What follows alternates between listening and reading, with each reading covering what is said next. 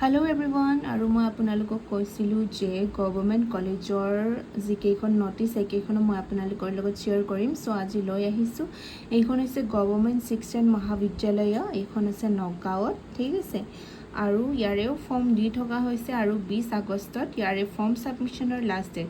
বাকিখিনি আপোনালোকে দেখা পাই আছে আৰু ইয়াতে যি লাগিব এডমিশন ফৰ্মখন ফিলআপ কৰোঁতে গোটেইখিনি ডকুমেণ্টছ দিয়া আছে, আপোনালোকে স্ক্ৰীনশ্বট মাৰি ল'ব লাগে। তো গভৰ্নমেণ্ট কলেজত গমে পায় আপোনালোকে অকমান পইচাটো কম হয়, অকমান মানে যথেষ্টখিনিয়ে কম হয় প্ৰাইভেট কলেজৰ তুলনাত, ঠিক আছে। তো আপোনালোকৰ যাৰ অকমান মাৰ্কছ ভাল আছে 200+ পাই আছে, তো সিহঁতে গভৰ্নমেণ্ট কলেজত এপ্লাই কৰিব পাৰে, ঠিক আছে। এপ্লাই সকলোৱে কৰিব পাৰে, কিন্তু সকলোৱে এডমিশ্যন নাপায়, কাৰণ গভৰ্নমেণ্ট কলেজত যিকেইটা টপত থাকে সেইকেইটাইহে ছিট পায়। সো আমি এতিয়া নেক্সট কলেজলৈ আগবাঢ়িছোঁ। এইখন হৈছে 2 নম্বৰ কলেজখন আৰু এই কলেজখন হৈছে ডায়েট শোণিতপুৰত আছে, ঠিক আছে। আৰু ডেট অফ ইছুইং ফ্ৰম 17 আগষ্টৰ পৰা ফৰ্ম দিয়া ষ্টাৰ্ট হৈ গৈছে আৰু লাষ্ট ডেট হৈছে সাবমিশনৰ 20 আগষ্ট। আৰু মেৰিট লিষ্ট ওলাব 21 আগষ্টত, অৰ্থাৎ 21 আগষ্টত। আৰু এডমিশ্যন ফ্ৰম মেৰিট লিষ্টৰ পৰা এডমিশ্যন হ'ব 22 আৰু 23 তাৰিখে, ঠিক আছে। আৰু ৱেটিং লিষ্টৰ পৰা যদিহে সিট ৰৈ যায় তেতিয়াহ'লে আপোনালোকে 27 আৰু 28 আগষ্টত এডমিশ্যন ল'ব পাৰিব। সো আপোনালোকে অফিচিয়েল ৱেবছাইটত গৈ পেলাই চেক কৰি থাকিব। সো এইখন হৈছে 3 নম্বৰখন কলেজ আৰু এইখন হৈছে college of teacher education Tezpur. এইখন কলেজ আছে তেজপুৰত আৰু এইখনো গভৰ্নমেণ্ট হয়। আৰু ইয়াৰেও ফৰ্ম অলৰেডি ষ্টাৰ্ট হৈ গৈছে ফৰ্ম দিয়া, আৰু 21 আগষ্টৰ ৰাতি 12টা বজালৈকে ফৰ্ম সাবমিশন কৰিব পাৰিব আপোনালোকে, ঠিক আছে। তো আপোনালোকে চাই লওক কি ডকুমেণ্টছ লাগে এণ্ড অল গোটেইখিনি ইয়াতে লিখা আছে government college of teacher education Tezpur, ঠিক আছে। সো ইয়াৰে 21 আগষ্টত ফৰ্ম সাবমিশনৰ লাষ্ট ডেট, গতিকে আপোনালোকে জল্দি গৈ পেলাই ফৰ্ম ফিলআপটো কৰি ল'ব। সো এইখন হৈছে 4 নম্বৰখন কলেজ আৰু এইখন হৈছে district institute of education and training Kamrup Mirza, ঠিক আছে। এইখন মিৰ্জাত আছে, ডায়েট হয়, গভৰ্নমেণ্ট হয়। আপোনালোকে ইয়াতেও ফৰ্মসমূহ ফিলআপ কৰিব পাৰে। আৰু মোক মিৰ্জা ডায়েটৰ কথা বহুতে সুধি আছিলে। সো ইয়াতে আপোনালোকে দেখা পাইছে admission online link already open হৈ গৈছে 17 তাৰিখৰ পৰা, আৰু last date of form submission হৈছে 20 তাৰিখ, ঠিক আছে। আৰু পাব্লিকেশ্যন অফ মেৰিট লিষ্ট উলিয়াব 21 আগষ্টত, আৰু এডমিশ্যন অফ মেৰিট লিষ্টৰ পৰা এডমিশ্যন হ'ব 22 আগষ্টৰ পৰা, ঠিক আছে। আৰু ৱেটিং লিষ্ট ওলাব 22 তাৰিখে।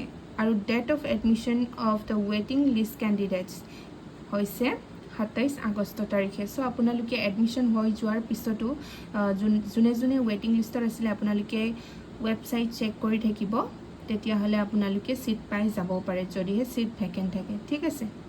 সো বাকী এইখিনি আপোনালোকে স্ক্ৰীনশ্বট মাৰি ল'ব পাৰে যদিহে আপোনালোকে বিচাৰে। সো এইখন হৈছে next college government Banikanta college of teacher education, Lachit নগৰত আছে, ঠিক আছে। এইখনো হৈছে গভৰ্নমেণ্ট কলেজ আৰু আপোনালোকে ইয়াতেও এপ্লাই কৰিব পাৰে।